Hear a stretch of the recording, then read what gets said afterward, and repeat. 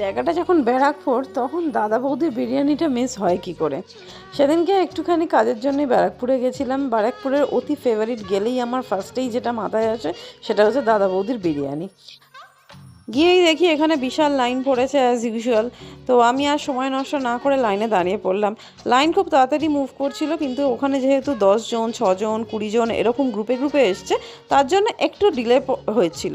তো আলটিমেটলি তারপরে আমি ঢুকে পড়লাম। আমার টার্নও চলে এলো। তো ঢুকেই দেখি আমি অনেক দিন আগে গেছিলাম এখানে। তো এখানে এখন তো পুরোই গেট আপটা পাল্টে গেছে। তখন অন্য রকমেরই দোকান ছিল। তোমরা যারা আগে গেছো তোমরা নিশ্চয়ই জানো আমি কীরকম বলছি। আর এখন তো একটা বিশাল আনশান রেস্টুরেন্ট হয়ে গেছে। তারপরে এলো খাবার অর্ডার করার পালা। ওরা মেনু কার্ড দিয়ে গেল বটে, কিন্তু আমার মাথাতে তো মাটন বিরিয়ানিই ঘুরছে। তো আমি একটু উল্টে পাল্টে ওদেরকে মাটন বিরিয়ানি অর্ডার দিলাম। আমাকে সাথে সাথে বললো একটু ওয়েট করুন, কারণ হাঁড়ি সবে চেপেছে, হাঁড়ি নামলেই আপনাকে দেয়া হচ্ছে।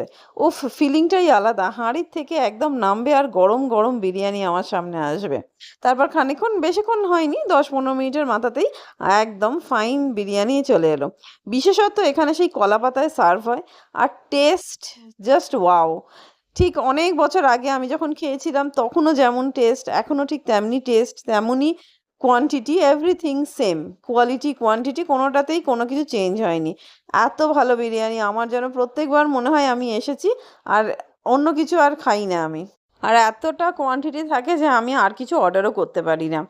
বাট মাটনটা ভীষণ সফট থাকে, টেস্টটা দারুণ থাকে। আর একটা স্পেশালিটি হচ্ছে স্যালাডটা। এখানে স্যালাডটা থাকে আম, একটা পুদিনার চাটনির সাথে শসা কাটা থাকে, শসা আর পেঁয়াজ। তো ওইটা বিরিয়ানির সাথে খেতে দারুণ লাগে। গরম গরম বিরিয়ানি, ঠান্ডা ঠান্ডা স্যালাড, ভীষণ ভাল লাগে। তোমরা দেখতেই পাচ্ছ অ্যামাউন্টটা কতটা। আর বিরিয়ানিটা ইজ সো টেস্টি। দাদা বৌদি বিরিয়ানি খাওনি বোধহয়, সেটা কমই আছে। কিন্তু যদি তোমরা কখনো ভাবো যে অনেক বড় লাইন, অনেক দূর, আমরা অতটা দূরে গিয়ে খাবো না, তাহলে কিন্তু মিস করছো।